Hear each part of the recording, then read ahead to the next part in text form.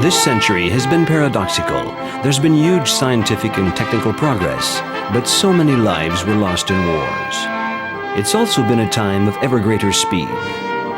The great ocean liners were a symbol, at least until the late 50s, of a certain art of living and represented a nation's prestige. After the Île-de-France in 1926, the French line launched the Normandy. 313 meters of absolute elegance. Her shape and size were sheer poetry, and her 3 funnels were perfectly proportioned. The overall effect was of immense power. The interior was designed by the greatest artists of the day and is just as stunning. The dining hall, 86 meters long and 8.50 meters high, is as spacious as the Hall of Mirrors in the Versailles Palace. She's not only luxurious, she's fast too. When the Normandy arrived in New York in May 1935, the famous blue ribbon was flying from the top of the great mast. 4 days, 3 hours and 14 minutes, record for the crossing of the North Atlantic. The people of New York gathered along the banks of the Hudson and gave an ecstatic welcome to the most beautiful ship in the world. The Normandy was destroyed by a fire in 1942 in the port of New York, and it wasn't until May 11, 1960 that her successor came along. General de Gaulle describes the latest of the French line's ships thus: "The ocean liner France has now put to sea," as she slowly left the slipway number 1 where the Normandy had once been built. When the greatest ocean liner in the world, as she was called, embarked on her first transatlantic voyage on February 3, 1962, it was already too late. Airplanes were already the best and fastest way of crossing the North Atlantic. In 1974, the golden age of ocean liners and the France came to an end. The age of the cruise and the Norway could begin.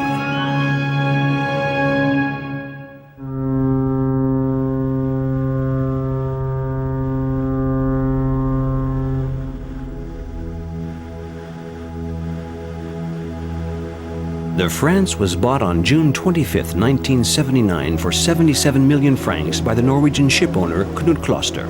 Having been abandoned for 4 years, the France became the Norway.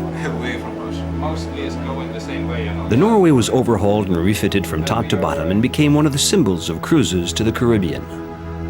For the first time since May 1974, the ship's long hull slipped through the waters of the Mediterranean, bringing back memories of her youth 25 years before. This cruise was a double voyage. First of all, a tourist trip to discover Villefranche-sur-Mer, Barcelona, and Lisbon, with their rich maritime past. And secondly, an archaeological search for the remains of the old France, whose ghost is said to still haunt the gangways of the Norway.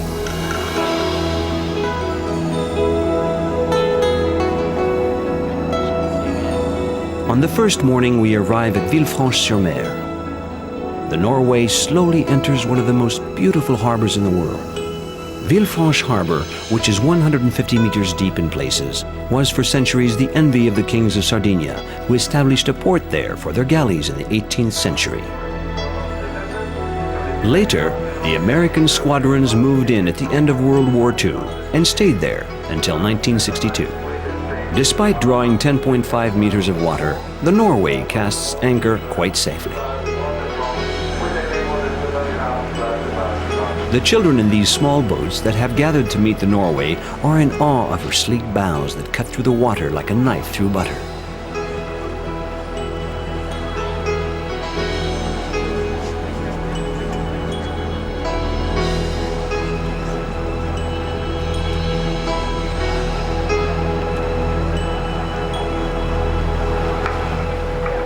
Good morning, ladies and gentlemen, and welcome to the Bay of Villefranche.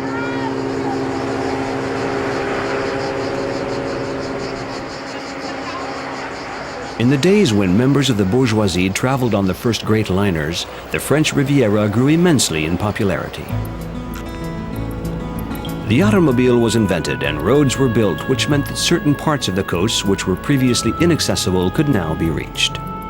Leopold II, Princess Helen of Serbia, and many other royal figures came to Saint-Jean-Cap-Ferrat. Europe's elite built sumptuous palaces here.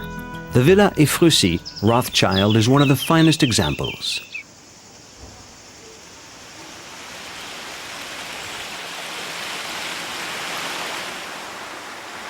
In grounds of 7 hectares, Beatrice de Rothschild, a collector and philanthropist, had a small Venetian-style palace built, surrounded by 7 themed gardens reminiscent of Italy, Spain, Japan, and so on.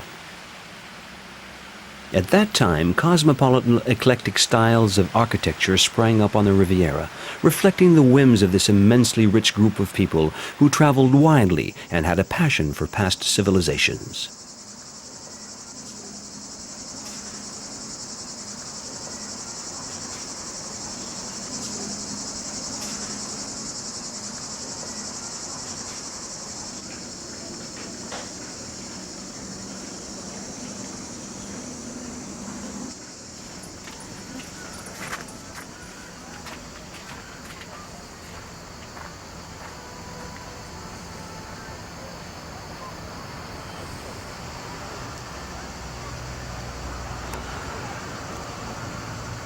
From the gardens, the guests of Beatrice de Rothschild had a spectacular view of the Bay of Villefranche. They could see celebrities' yachts as well as military squadrons mooring in the harbor basin, which has long been famous for its shipyards.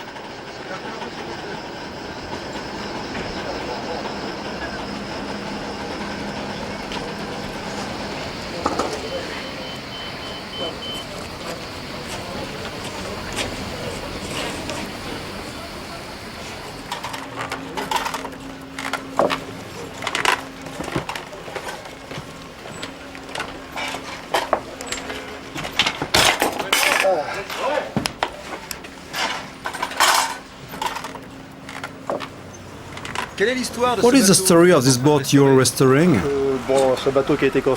was built in 1926 by Camper Nicholson, an English firm. It was left abandoned for about 10 years.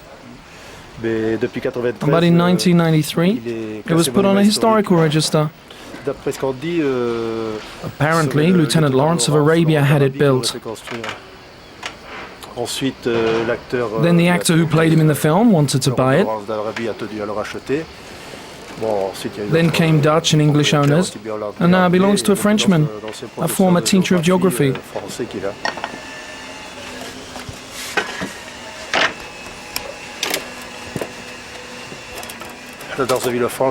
Villefranche's shipyards have a good reputation. Just there you have a Camper Nicholson boat, the Bystander, one of the last boats built by Sir Lipton. He used it as an office and for stopovers when he was at regattas or at the America's Cup races. Why is this tradition so strong in Villefranche? It's always existed. Look at how things were in 1388, when the Dukes of Savoy started to build boats and galleys and have them maintained and restored. And why do you do it? I love working on boats, working with wood, exotic wood, teak, mahogany, the varnish. The smell of the wood is amazing. I can't get on a plastic boat. I hate the smell.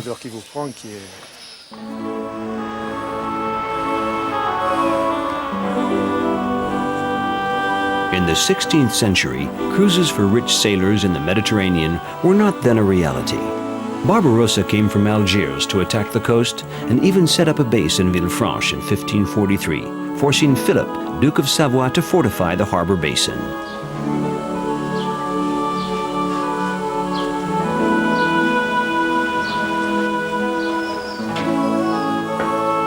In the Middle Ages, the people of Villefranche took steps to protect their town. Certain streets were completely covered, such as the Rue Obscure or Dark Street, which was intended as a refuge for the population in case of attack.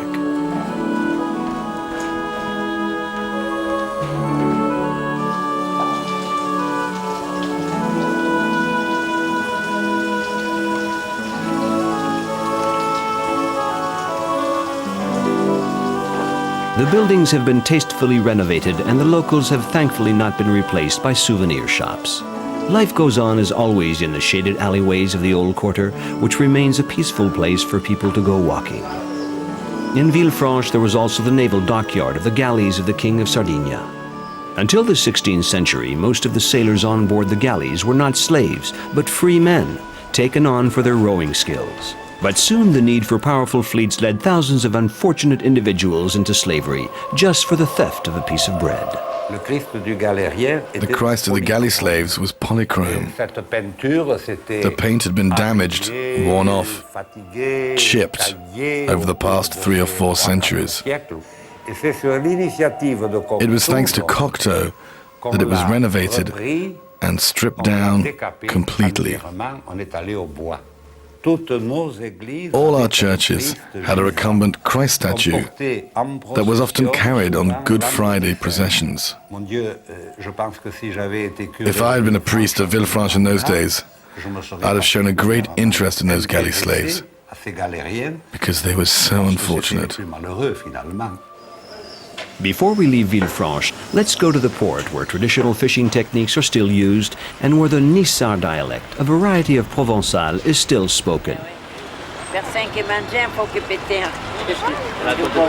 Mais c'est vrai que tu as fait un trou? Tu as fait un autre filet, tu as fait encore un? Il faut en faire un par semaine au moins. Aujourd'hui, c'est un peu maigre.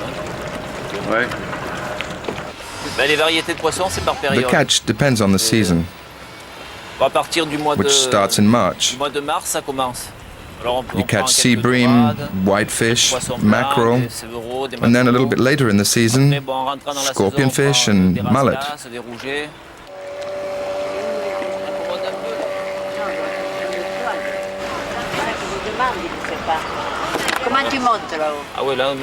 We work as a family. I'm the 3rd generation. I started with my father. My mother sold the fish and repaired the nets. And when I married, my wife began to sell the fish. I hated school. I started during the vacation. Pa said, she's old enough to do her share now.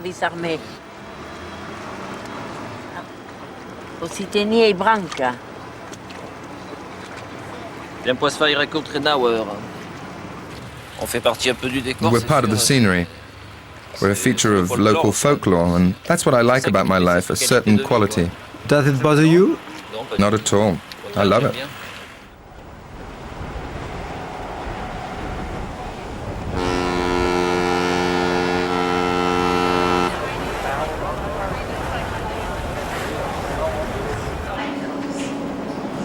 Back on board the Norway, we now embark on the next stage of our journey, a journey through time. In places like a wreck coming to the surface, the old France becomes visible under the new skin of the Norway. The Windward restaurant, now open to all the passengers, has replaced the old Chambord dining hall, which was for first-class passengers only in the days of the France.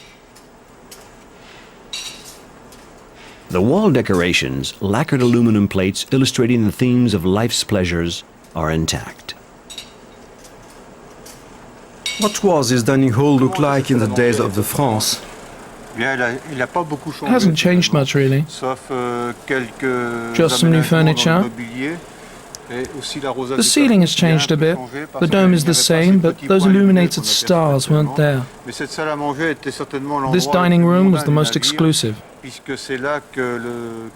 is where the captain received his guests. The first-class passengers and the world celebrities dined here too. This was the place to be seen, especially at the captain's table. That was the high point of the crossing. If you'd been at the captain's table, you were treated with great respect. The modern cruise has retained a certain sense of protocol from the days of the great ocean liners. Smiling Captain Gerloken is only too pleased to submit to the tradition. As the cruise begins, he greets every passenger on board. The lounge built on 2 decks and stretching the whole width of the ship is the old first-class smoking room of the France. Although it's been entirely redecorated, this room has not lost any of its former elegance. Without resorting to the clothes of the great fashion houses, as was often the case in the past, the passengers of the Norway clearly take great pleasure in dressing up, especially for the captain's evening. This event is held one deck below in the North Cape Lounge, which takes up part of the huge Saint-Tropez Lounge, once reserved for the tourist class. One of the big changes when the France became the Norway was that the different classes disappeared. Various parts were adapted to cater for different, more lucrative activities, such as the casino, an essential part of any modern American cruise. After cocktails, the passengers are invited to take their seats under the restaurant's twinkling domed roof for the gala dinner. All eyes are on the captain and his guests as they proceed down the 19 steps of the Great Stairs, just like in days of yore. On the packed leisure agenda, the nightlife comes high on the list. Every night, everyone dresses up to dine in the great dining hall.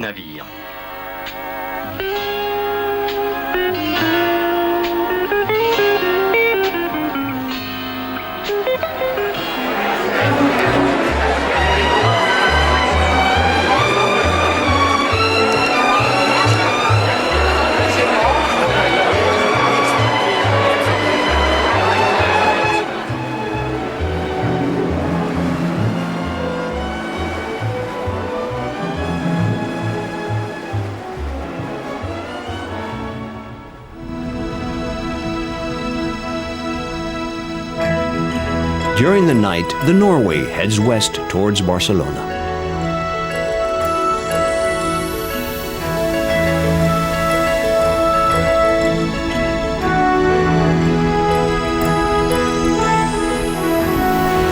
I believe that the history of the France is forming the Norway too, because the French, to be honest, has made the Norway famous too.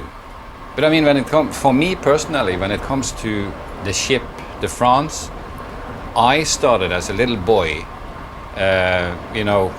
reading about this ship. Because I had, a dream, actually, from when I was a little boy, to become a captain of this ship.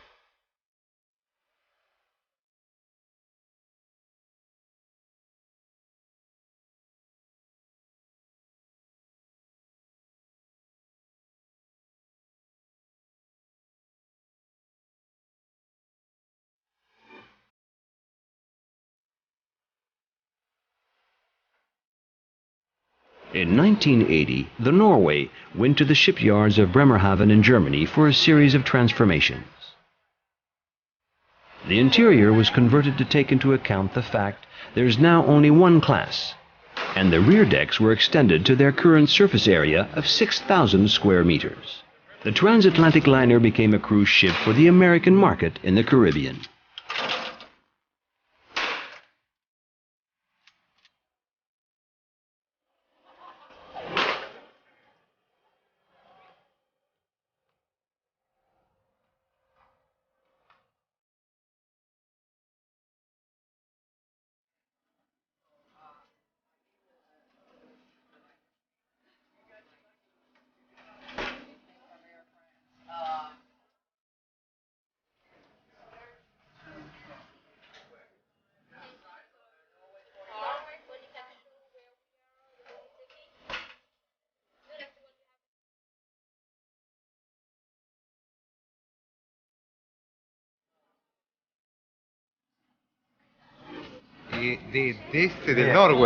What do I like best on the Norway? The food.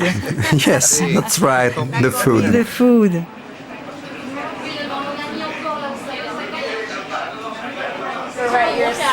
Behind them. 30 years after the start of her second life, and despite two major overhauls, the second in 1987 considerably changing its look, the legend of the France is still apparent, sometimes in places you'd least expect it.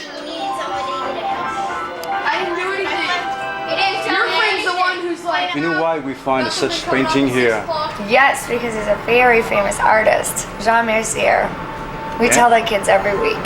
Yeah? Mm-hmm. What he used to do the menus, and we always tell the kids it's a terrific painting. And it was done in 1961, and it was the artist who used to also do the SS France menus that he hand painted. This Noah's Ark and the colors of the France, designed by Jean Mercier, decorated the games room for children in the tourist class. Although video games have replaced the daily Punch and Judy shows, most of the activities on offer in the 60s to the passengers of the France are still available on board most cruise ships. At least, more or less are.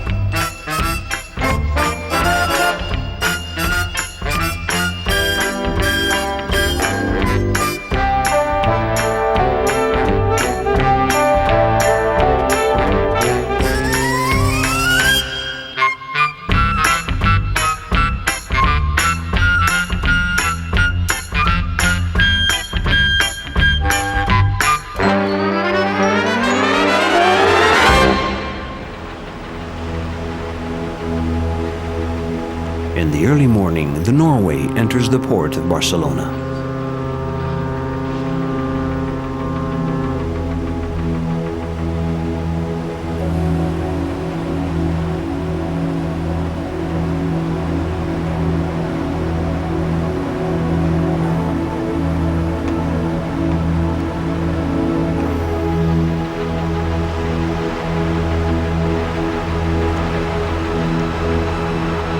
The towers of the Cathedral of the Sagrada Familia rise above the mist that still cloaks the city.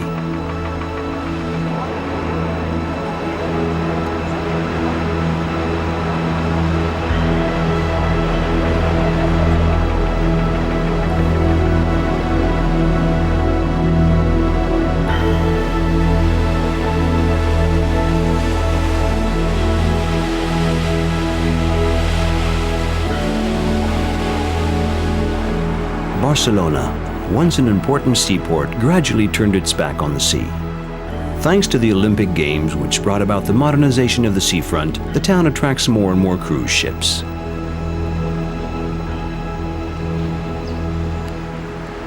Barcelona is one of the most lovely and most lively cultural capitals in Europe. We start at the monument to Christopher Columbus and walk up to the Rambla, an avenue, or rather a series of avenues, which stretch through the heart of the city.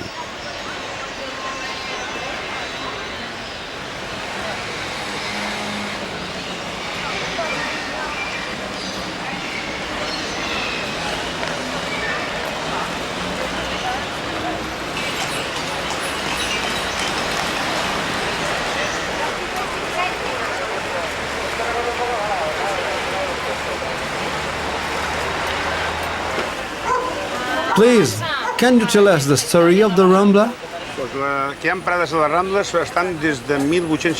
The shops have been here since 1853 and even earlier, but 1853 is the official date. There were only 9 florists at first. They set up their stalls by the city walls, near the convents. This market's one of the largest in Europe. Barcelona has some amazing avenues, but they only look good for a few hours a day. The Rambla looks good 24 hours a day. It's a privilege to work here. If you visit Barcelona, you must come here. It's like the Eiffel Tower in Paris or the Colosseum in Italy. You simply must come here. Let us leave the bustling Rambla behind us for a moment and head off into the quiet alleyways of the Barri Gothic, Barcelona's medieval quarter.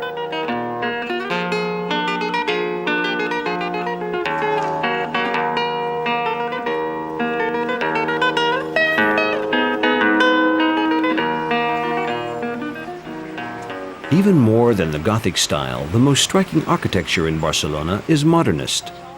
Catalan architects and decorators embarked upon a wide-scale renewal of the shapes and colors of the city. The mosaists and ceramists, as well as other artists, added their work too.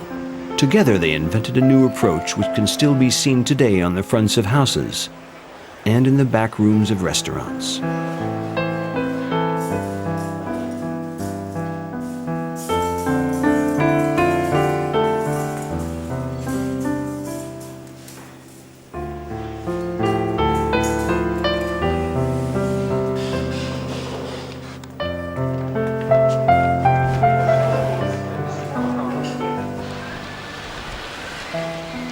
Alongside these anonymous masterpieces, there are more famous ones by Montaner and of course Gaudi, with his unfinished but nonetheless breathtaking church of the Sagrada Familia.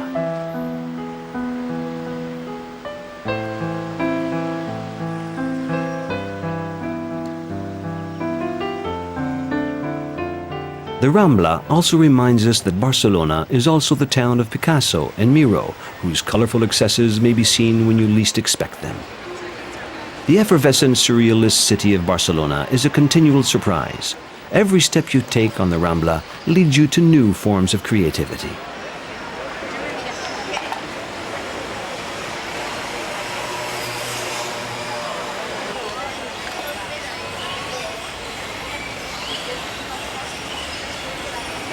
The Rambla has everything. Absolutely everything. It's unique. It's like home. The people here are like family. Around here, if we're dressed like this, no one cares. But in the Paseo de Gracia, or in nearly any other part of the city, they might throw stones at us.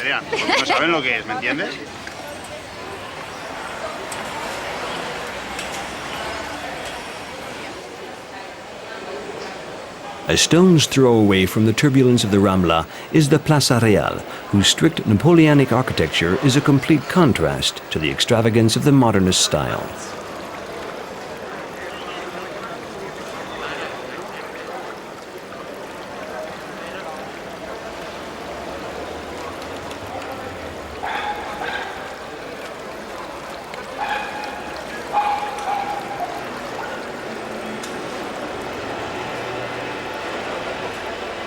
In the basement of a building on the square, we enter a world of carefully ordered boxes and precisely labeled glass jars.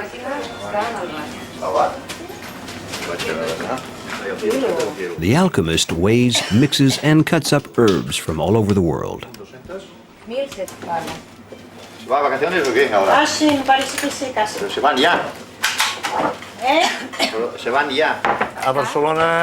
Before the advent of democracy, Barcelona had its back to the sea. But with the Olympic Games, the port and the town became more alive. In around 1945, the herb mate was discovered. Sailors brought it back from Paraguay. It came here, hidden in cargoes. It was mainly bought by Americans and Argentinians. We sold it to them out of kindness, because at that time, it couldn't be legally imported. Finally, our tour of the Rambla leads us to the Mercat de la Boqueria. Since it was opened in 1840, this has been the locals' favorite market. Under this great metallic structure, which was built in 1914, there's a dazzlingly colorful selection of seafood, fruit, and vegetables.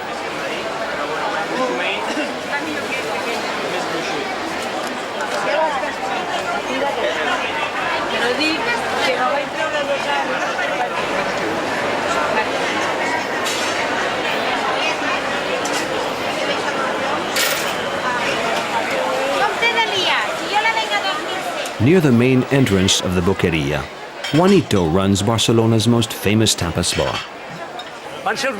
My parents started like this. I just took over from them. Now it's my nephew's turn. It's been in the family for generations. The Boqueria is unique. It's the best market in Europe. Nearly all the tourists come to see the Boqueria just to admire this marvelous place. It's a symbol of Barcelona. Like the statue of Columbus or the Sagrada Familia. More than just a market, it's a key part of town. It's an institution. I have all sorts of customers in fashion, politics, art, and all you lot too. We leave Barcelona behind us now as dusk envelopes once more the ghostly towers of the Sagrada Familia.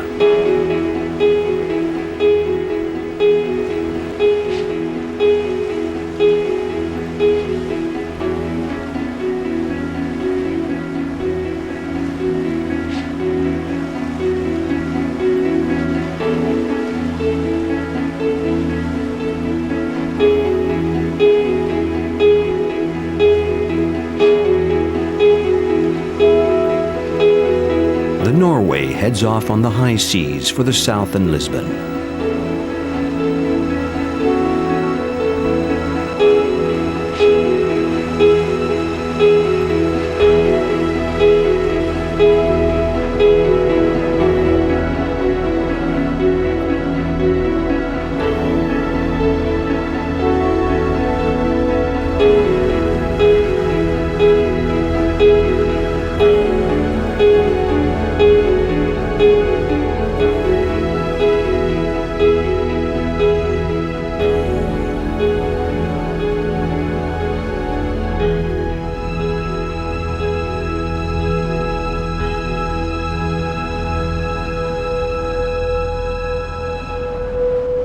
Whereas the crew of the France was mainly made up of French people, the Norway's 1,000-strong crew comprises over 50 different nationalities.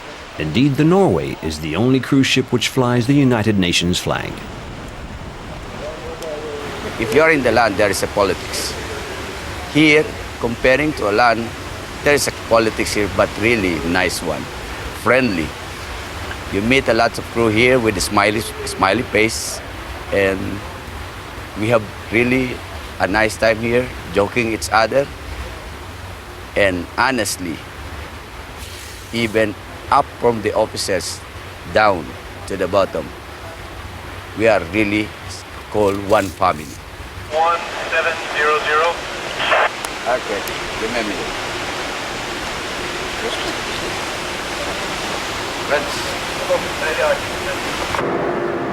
The skills and qualifications on board a ship like the Norway are incredibly varied. There are, of course, the officers and sailors. As for Antonio, he's in charge of the mooring equipment at the rear of the ship.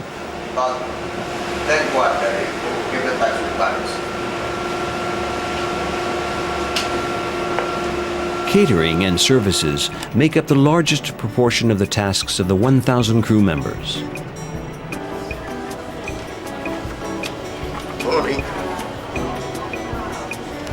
Consider for a moment the number of cabin staff. Waiters, cooks, pastry chiefs, wine waiters, linen maids, barmen, maintenance staff. Not forgetting the nurses, secretaries, musicians, hostesses, hairdressers, sports instructors, activity leaders. Then there's the printer, plumber, electrician, doctor, photographer, and so on and so forth. All ready to meet the needs of 2,000 passengers busy with their vacations.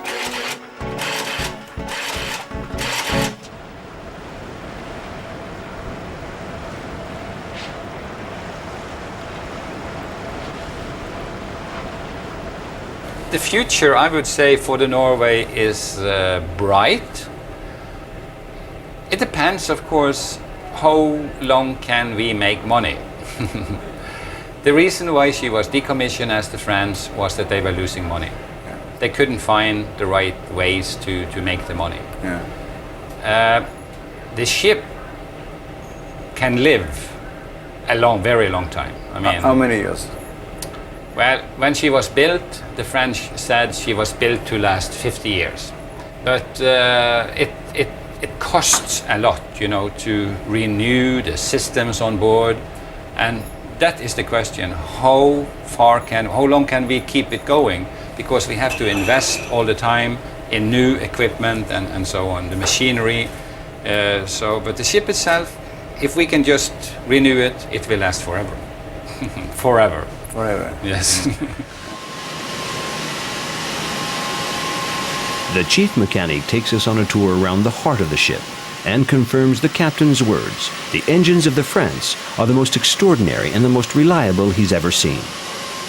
Having been carefully looked after, they have the same design and appearance they had when they slid down the Atlantic slipways. Indeed, the name is still visible in capital letters. When she became the Norway, she lost half of her power in a bid to reduce fuel consumption. The France was capable of 30 knots, but today's Norway cruises along at 18 knots. After the hum of the propeller shaft, we enter the kitchens and discover the bustling maelstrom of activity.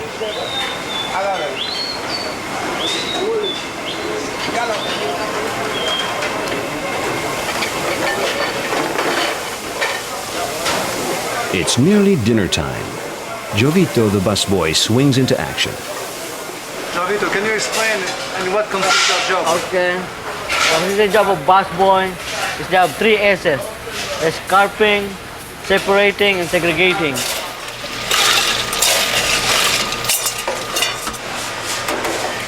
Each busboy assists a waiter.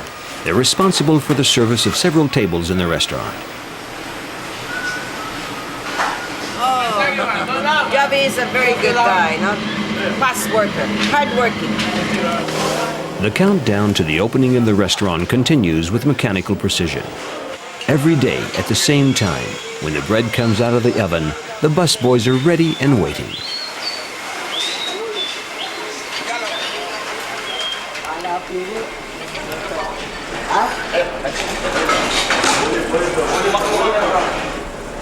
Meanwhile, in the restaurant, which is still empty at this time, the roll call for the waiters begins. Now you have to check the guy like 30 minutes before they open the dining room. So you know who is not here and who is missing. Maybe they oversleep, so you can contact them right away.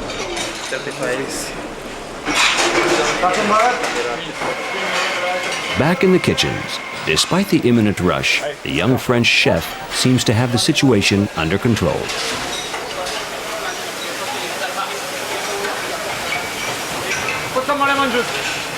How many people work in the galley of the Norway? We have a total of 150 people who work in the galley. There are 30 people in the storerooms. In the kitchen where the real cooking goes on, there are 35. We have about 10 bakers, 10 pastry cooks, a half a dozen butchers, and all of these people come from quite different backgrounds. There are about 30 different nationalities working in the galley. And all of this runs smoothly? Very well. When you realize we have to provide about 1,200 hot main meals in about half an hour.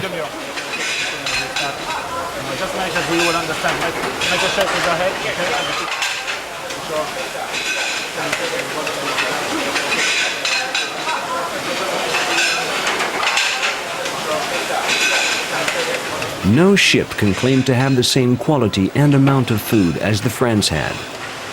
Nevertheless, just like in the olden days, the food is one of the keys to a successful cruise. In the wake of the Argonauts and Homer, we do not lose our appetite. Everyone on board is delighted. Sometimes mealtimes resemble maritime picnics. Anything goes on board, even gaining a few pounds. The boat won't mind.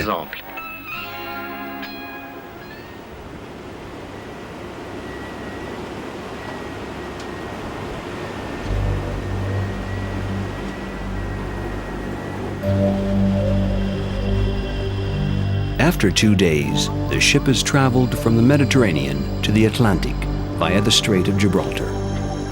The Norway is now sailing up the Tagus estuary toward Lisbon.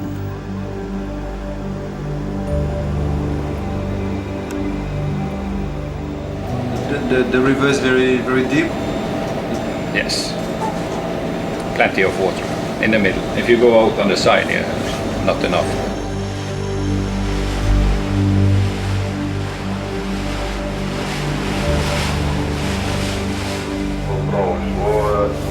Having taken the Portuguese pilot on board, the Norway continues its journey to Lisbon.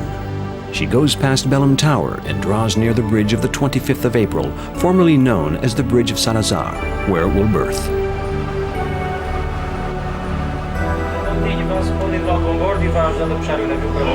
Norway.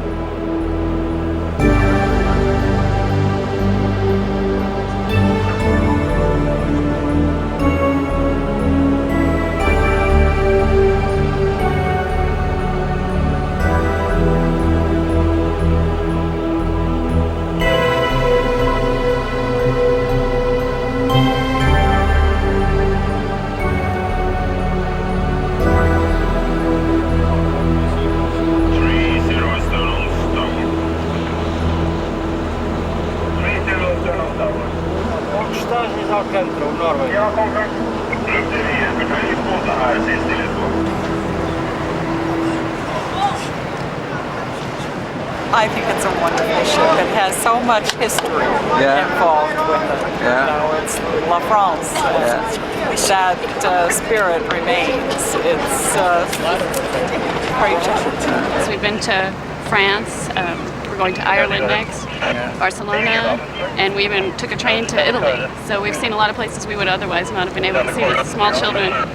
And the life on board? Oh, it's wonderful, and I've never had such delicious food.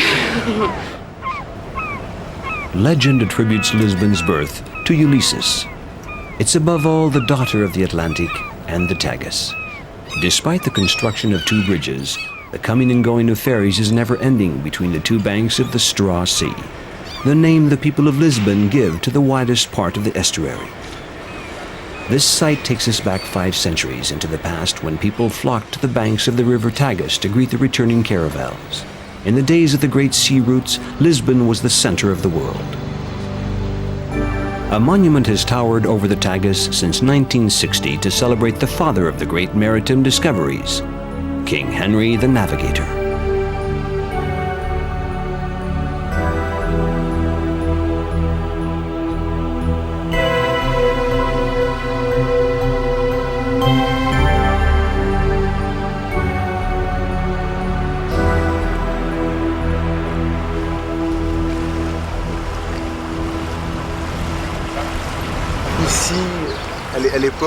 What was it like in the days of the big convoys, with dozens of caravels, hundreds of boats? Nós temos para meados do século XV. In the mid-15th century, a writer and member of a caravel, Fernando Lopez, wrote that 100 caravels on the Tagus was common. Não são navios que vão só à descoberta do Oriente. These were not just boats setting off to discover the East, but also all the boats that linked Atlantic Europe to Mediterranean Europe and had to stop off in Lisbon to pick up supplies, to let the crew rest, and for repairs. The ships went from Lübeck to Italy or left Barcelona, bound for the Atlantic French coast.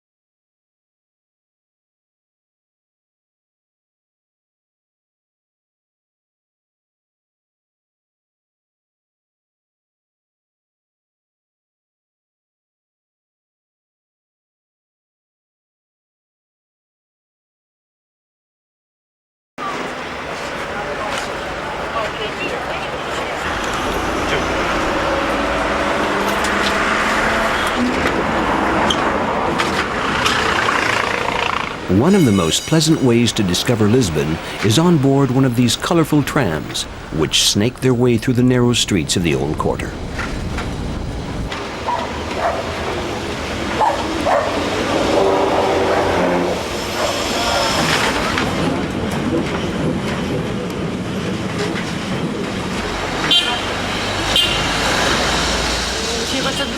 Do you like the number 28? Very much. Why?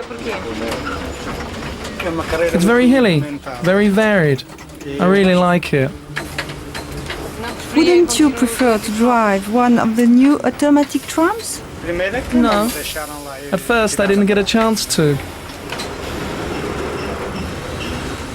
I wasn't allowed, and I'm not interested anymore.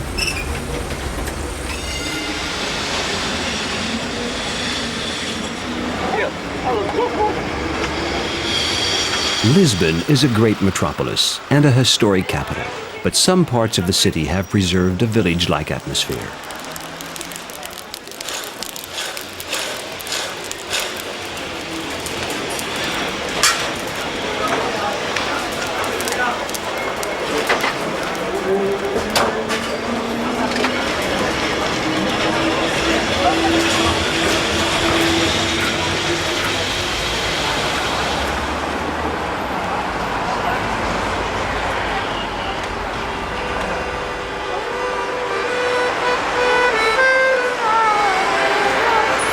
Built at the turn of the century to link the Baixa with the heights of the Barrio Alto, the San Justa elevator is one of Lisbon's most surprising sights.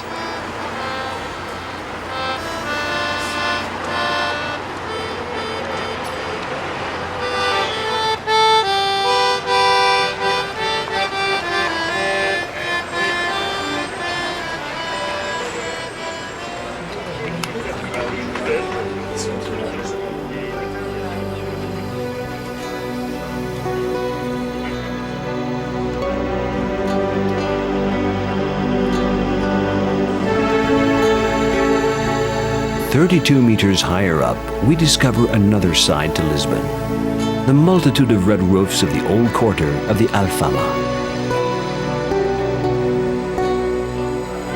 The Alfama, the White City, is the historic heart of Lisbon. The Arabs gave it the name Alfama because of its hot water springs.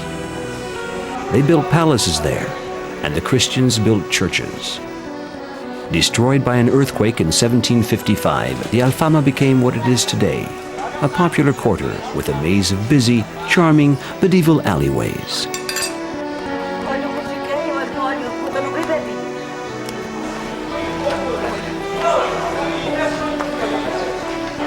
How long have you lived here?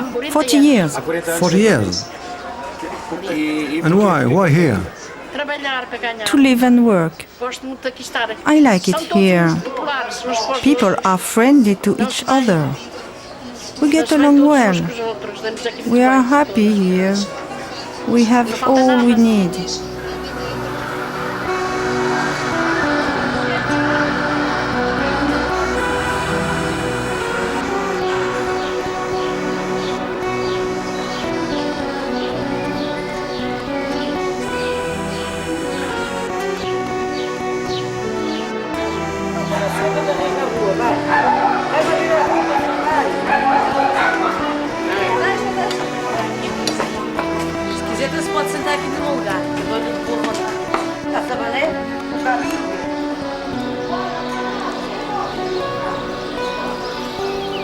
The warm light of dusk falls on Lisbon as the Norway sails off into the distance. A Torre de Belém é o início, digamos, de percurso. Belém Tower is the starting point for anyone putting out to sea from the port of Lisbon. It's one of the things that the 16th century sailors must have remembered after they left. And the first thing you see as you enter this magnificent port. It was also the starting point to newly discovered lands like Brazil and India. It was the point of entry for new products, spices and exotic animals, such as lions, rhinoceroses and elephants, and for new plants and foods that would revolutionize Europe's eating habits.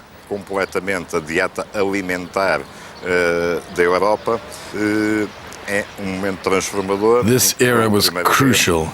For the first time in their history, Europeans really became aware of the size of the world. People came from all over to see this new geography, brought here thanks to the caravels and the new maps. Através, digamos, dos navios que chegam com as novas cartas.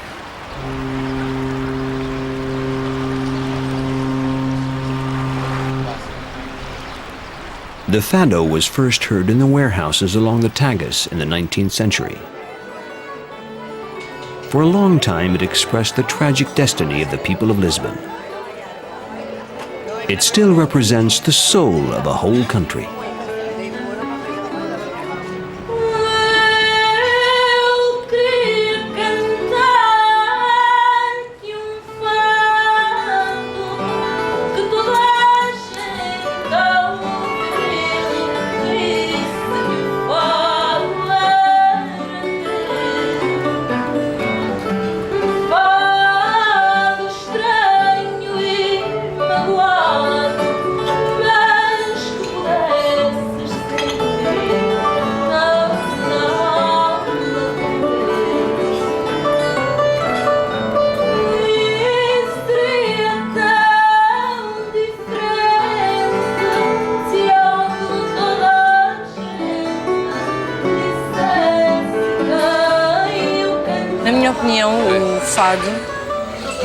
The Fado is everywhere, even if its roots are in Lisbon. The soul of the Fado is right here. People all over our country sing the Fado. It's inside us. Being born in Lisbon doesn't make you a Fado singer. For instance, I grew up in the district of Alentejo, and yet I'm a Fado singer.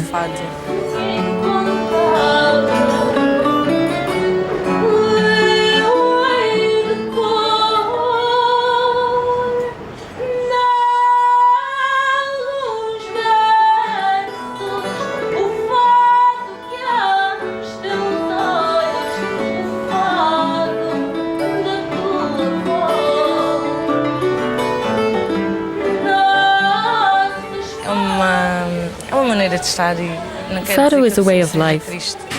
You don't have to be sad, though. I can be sad, but look like I'm happy. The blues is a state of mind.